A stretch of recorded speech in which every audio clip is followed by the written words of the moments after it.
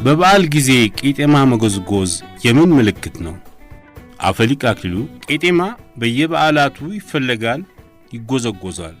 ብዙ ጊዜ የምስራች ምልክት ሆኖ ይታያል።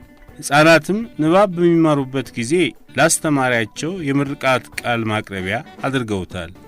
እርግብ የጥፋት ውሃ ጎደለ፣ ቀለለ፣ የሰው ልቦና በተስፋ የሚለመልምበት ጊዜ ደረሰ ስትል ልምላሜ ያለው ቅጠል ይዛ እንደታየች፣ ቀሳውስትም የኀጢአት ብዛት የመርገም ብዛት ጎደለ፣ ተደመሰሰ፣ ጠፋ፣ የነፍስ ልምላሜ ጊዜ ነው ሲሉ ልምላሜ ያለው ቄጤማ ይዘው ይሰለፋሉ።